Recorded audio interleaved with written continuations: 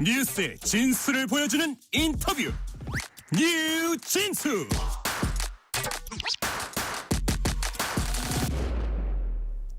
건군 76주년 국군의 날 행사가 오늘 열렸습니다.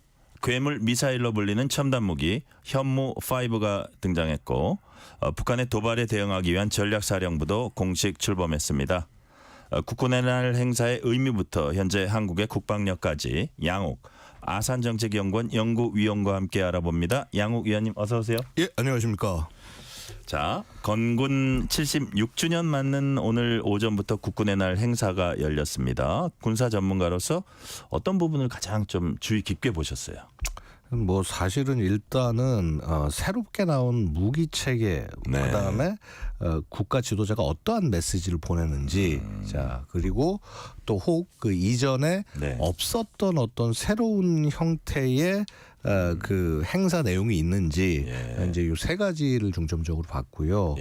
무기 체계 중에서는 현무 5라고 하는 그 뭐 우리가 뭐 괴물 뭐 미사일 뭐 이렇게 뭐 괴물 벙커버스터 뭐 이렇게 얘기를 하는데, 자 이제 이 미사일이 등장을 했다라는 점에 의미가 있었습니다.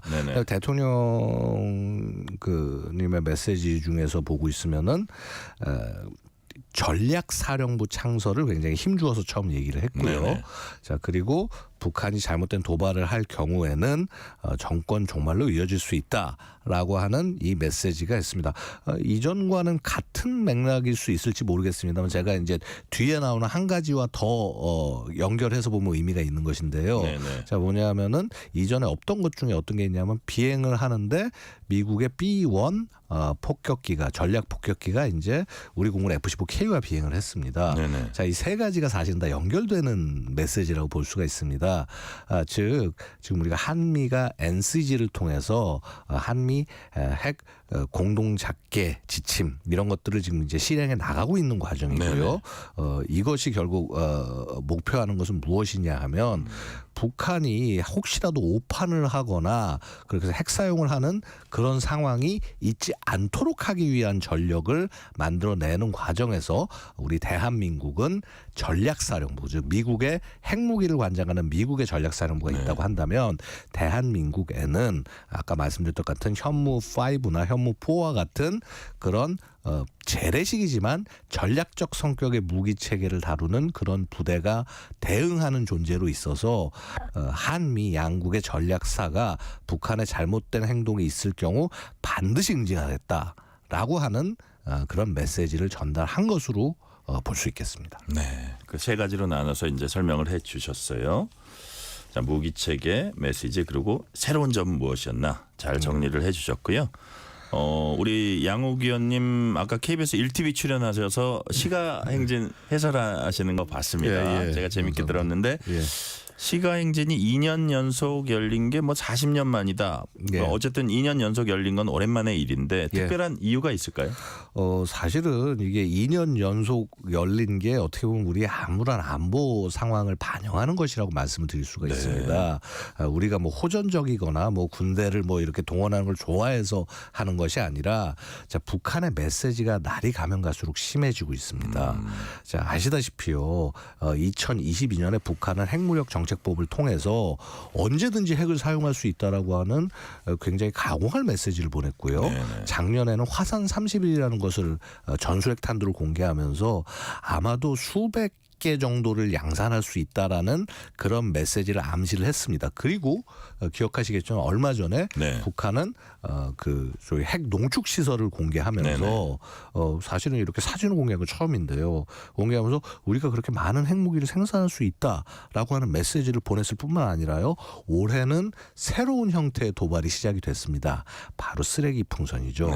자, 이런 안보에 좋지 않은 상황들, 게다가 지금 이제 미국 대선을 앞두고 또 북한이 새로운 전략 도발을 할 수 있다라고 하는 이제 이런 상황들이 되면서 뭐 단순히 무슨 뭐 군대를 뭐 이렇게 뭐 자랑하려고 해서 하는 것이 아니라 이러한 억제 역량으로 북한의 행동과 잘못된 판단을 우리는 막아야 된다라고 하는 메시지를 깔고 있고요. 그다음에 거기에 더해서 단순히 그런 어떤 뭐 우리가 힘이 강하다, 무기가 세다 이런 것뿐만 아니라 바로 이러한 군대를 대한민국 뭐 대통령뿐만 아니라 모든 국민이 응원하고 지지하고 그래서 같이 갈 것이다라는 메시지가 이번에 시가 행진에 들어가 있다. 그래서 이례적으로 안 좋아지고 있는 이런 안보 사항에 대응한 그런 조치가 아닌가 말씀을 드릴 수 있습니다. 우리는 북한의 위협에 똘똘 뭉쳐 있다. 이런 것들을 어떻게 보면 보여주면서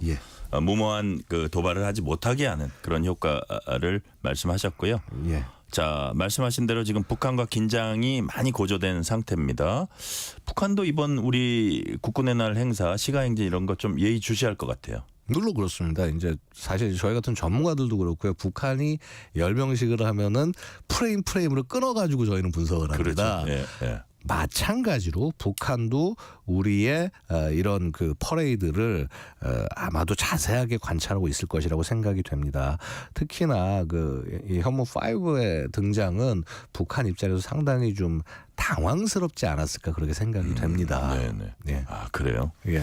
자, 아까도 잠깐 간략하게 말씀을 하셨지만 이제 전략사령부 창설이 됩니다. 북한핵과 대량 살상무기 대응하는 부대인데 자, 조금 더 구체적으로 말씀하시면 어떤 부대인가요? 네, 그렇습니다. 이제 북한 핵과 대량 살상 무기에 대응하는 부대라고 이제 지금 얘기가 되고 있고 심지어는 뭐 삼축 체계 사령부다라는 얘기도 나오고 있는데 이건 조금 오해가 있어서 제가 좀 바로잡고 싶습니다. 일단 삼축 체계, 한국형 삼축 체계라는 얘기 많이 들어보셨겠지만 다시 한번 말씀드리면은요, 삼축 체계가 킬체인, KAMD, KMPR 세 가지가 있어요. 그러니까 이 킬체인이라는 건 뭐냐면 적이 미사일을 쏘기 직전에 탐지해서 먼저 제압을 하는 거. 그래서 선제 타격이라고 보통 알고 계신데 선제 타격이라는 게 상대방이 아무 움직임을 안 하고 있는데 때리는 예방 타격이 아니라 적 도발 직전 해당 도발 무기에 대해서 그래서 우리가 피해를 입기 바로 직전에 이걸 제거하는 게 킬체인이고요. 그다음에 KAMD는 날아오는 미사일을 방어하는 겁니다. 그렇죠. 그래서 이거는 뭐 100% 방어적인 수동적인 행위가 되는 것이고요. 그리고 마지막에 KMPR은 이게 이제 한국형 응징보복, 그러니까 Korean Massive Punishment and Retaliation 중의 약자인데요. 즉 북한이 만에 하나 대한민국 영토에 뭐 핵무기를 포함해서 이 무기를 떨구게 되면은 그러면 이것에 대해서 우리는 응징보복을 하겠다라는 그런 내용을 담고 있습니다. 그런데 이 세 가지 중에서 킬체인과 KAMD는 대한민국이 전 군의 전 영역에 걸쳐서 평상적으로 하는 활동입니다. 그 말은 뭐냐 하면은 우리 전군에 있는 병력 그다음에 뭐 일선 부대부터 포함해서 심지어는 일선의 야전에 나가 있는 전방에 있는 K9 뭐 예를 들어서 그 자주포 포대도 그런 그 킬체인 역할을 할 수 있는 겁니다. 그러니까 이것은 이제 한미 연합사 통제로 해가지고 해서 한미가 공동으로 가야 되는 건데요.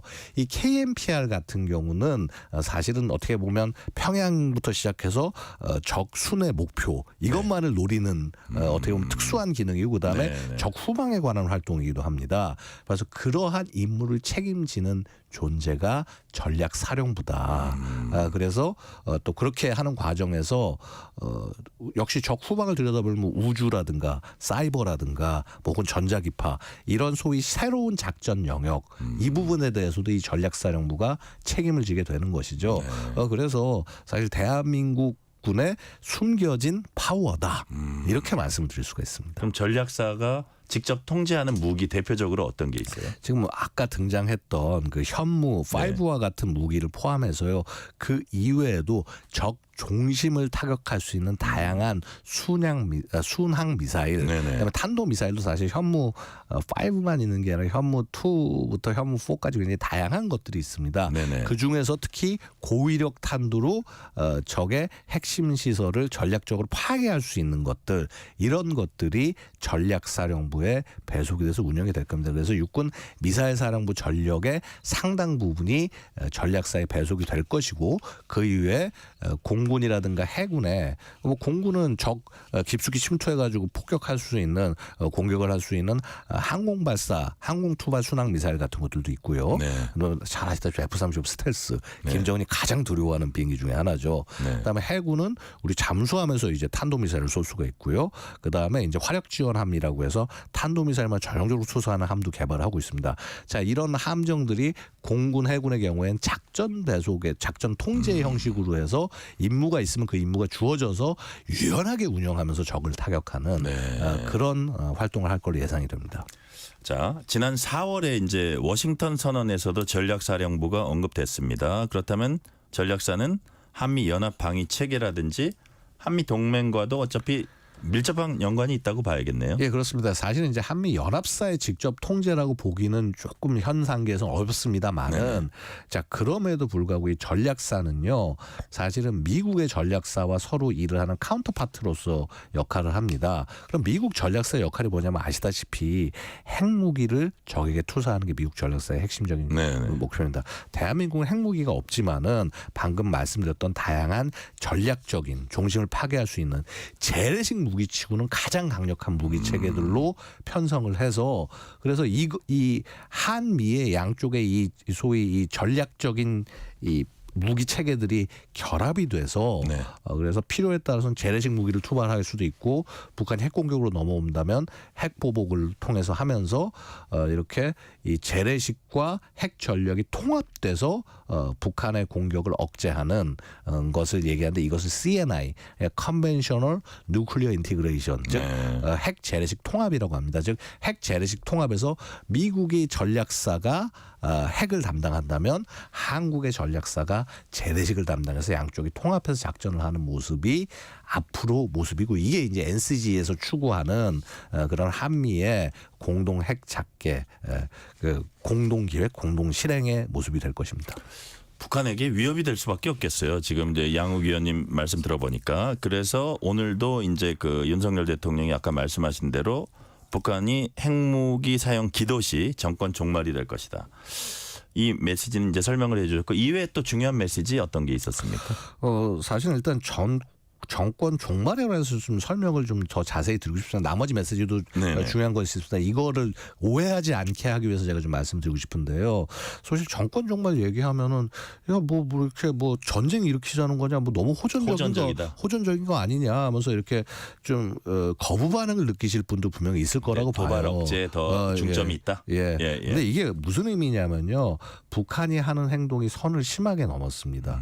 무슨 말씀인 거 아니에요? 북한이 핵무력 정책법을 2022년에 만들면서요, 핵 사용 조건을 너무나 낮췄어요. 무슨 말인가, 우리 핵이라는 게 보통 상대방이 핵 공격하거나 정말 국가가 위기가 있을 때가 되는데, 북한은 이 핵무력 정책법 6조에 의하면은 전쟁의 주도권을 장악하기 위해서, 전쟁 장기화를 방지하기 위해서, 심지어 6조 5호에 보면은요, 기타 모든 상황에 핵을 쓸 수 있다고 얘기를 하고 있습니다. 이것은요, 세계에서요, 핵무기를 가지고 운용하겠다고 얘기하면서 이렇게 책임 없이 얘기하는 무책임한 집단은 세계 최초인 것이죠. 그래서 바로 이런 부분에 착안해서 정권 종말은 우리 혼자만 얘기하는 것이 아닙니다. 미국도 이 얘기를 강하게 하고 있고요. 사실 제가 이제 이 TTX라고 해서 테이블탑 엑서사이즈 미국과 같이 하는 훈련에 이제 지난주에 갔다 왔는데, 미국 쪽에서 이 정권 종말에 관한 것이 단순히 빈말이 아니라 정말 핵무기를 단 한 발이라도 쓸 경우, 그다음에 그래서 그 피해가 한국에게 미미하다고 하더라도 핵 사용은 무조건 핵 사용이고, 이 핵 사용은 도저히 용납할 수 없다라고 하는 원칙을 굉장히 강하게 얘기하고 있습니다. 이것이 전해져야 북한이 함부로 핵 단추를 누르겠다는 협박을 할 수 없게 된다라는 거죠. 그래서 이 정권 종말인 것이 우리가 호전적이어서 그런 것이 아니라 우리 국민을 지키고 그다음에 이 국제 핵 질서를 유지하기 위한 사실은 굉장히 그 힘든 결단이다, 이렇게 말씀드릴 수 있습니다. 네. 오늘 이제 시가행진하는데 보니까 현무 5 이외에도 삼축 체계 핵심 전력도 이제 대거 등장을 했는데, 어떤 부분 좀 주목해서 보셨어요? 삼축 체계 전력들이 보면 우리가 굉장히 다양한 정밀 유도 무기들을 활용을 하고 있어요. 그것들이 네네. 거의 다 등장을 했고요. 특히나 이제 미사일 방어들에 많은 분들이 관심이 있지 않습니까? 사실 이제 미사일 방어 뭔가 날아오는 거 방어한다고 하시면 여러분들 아이언돔을 많이 생각을 하시는데 네네. 그거 환상입니다. 아이언돔은 포탄 막는 시스템이고요. 아이언돔으로 미사일 못 막습니다. 그런데 되려 우리는 그 미사일을 굉장히 촘촘하게 막기 위해서 천궁2에다가 미국수 도입한 패트리엇 팩3도 있지만은 사실은 이제 넓은 지역을 방어하는 미사일은 없어요. 네. 그거를 미국의 사드가 지금 대신해주고 있는 것인데 그 사드를 어떻게 보면 대체할 수 있는 거다. 사드와 페이트리어트 천군과의 그 간극을 메워주는 LSAM 네. 그 장거리 지대공 미사일 이게 지금 이제 등장을 했고요. 이제 곧 실전 배치될 겁니다. 그다음에 LSAM-2 그것보다 조금 더 높은 고도에서 하는 그래서 정말 대한민국 국민들의 피해가 없도록 하기 위해서 촘촘하게 지금 미사일 방어망을 구성하고 있고 아마 미국이나 이스라엘보다 훨씬 더 촘촘한 미사일 방어망일 겁니다. 이제 그런 부분들을 볼 수가 있었고요. 사실 그 삼축 체계 이외에도요. 저는 유무인 복합 전투 체계 그러니까 아까 드론 같은 거 많이 보셨지 않습니까? 오전에 또 행사 보면은 견마 로봇 마치 이렇게 강아지랄까 말처럼 생긴 그 로봇 이제 그런 것들도 등장을 하면서 사실은 이런 이게 미래의 먼 미래 얘기가 아니라 지금 우리한테는 절실한 선택입니다. 이것이 왜냐하면 아시다시피 우리 지금 인구 절벽이 굉장히 심각하지 않습니까? 이게 군에도 그대로 영향이 갑니다. 지금 현재 우리 군이 50만 명 정도에 해당합니다. 그리고 매년 한 24만 명 정도가 새롭게 이제 군에 들어가는 인원이 되는데 앞으로 2038년 40년 이때가 되면은요 12만 명으로 줄입니다. 연간. 그러면 어쩔 수 없이 우리 군은 한 35만 정도로 병력을 줄일 수밖에 없는 상황이 되는 거고요. 미래 핵 위협이 더 커지면 커지고 위협이 커지면 커질 텐데 병력은 줄어드는 상황 이런 상황을 타개하기 위해서는 결국은 이런 무인 전투 체계 그리고 이 무인 전투 체계가 혼자 싸우는 것이 아니라 사람과 같이 결합해서 싸우는 유무인 복합 전투 체계를 준비해야 된다. 그래서 그 세계 어느 나라보다도 우리가 굉장히 노력을 하고 있고 그런 부분들을 오늘 열병식을 통해 오늘 그 퍼레이드를 통해서 시가행진을 통해서 보여줬다고 말씀드릴 수 있겠습니다.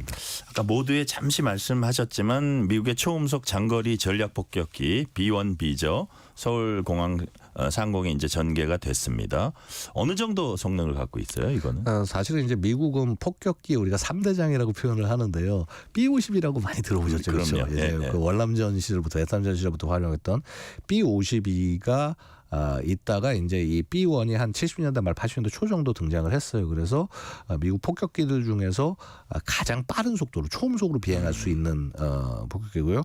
보시면은 되게 날개를 접었다 펼다 할 수 있는 가변익으로 되어 있습니다. 그래서 초음속으로 할 때는 날개를 접으면서 굉장히 빨리 날아가는 그런 비행 폭격기고 그다음에 아시다시피 B2 가오리와 닮은 스텔스 폭격기 B2가 있는데 자 이제 미국이 B-52가 워낙 지금 거의 뭐 한 말씀하신 52니까요. 1952년 생각하시면 되거든요. 지금 뭐 거의 한 70년 넘은 거 아닙니까?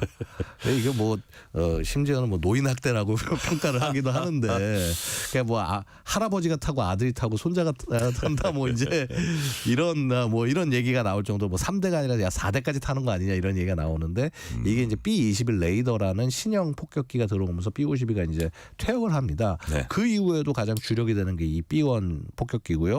한마디로 대한민국에서 어떤 안 좋은 상황이 벌어졌을 때 괌에 있는 미국의 앤더슨 공군기지에서 제일 빨리 날아올 수 있는 게 바로 이 B-1 폭격기입니다. 게다가 이 B-1 폭격기가 특히 북한이 두려워하는 것이 왜 그러냐면요.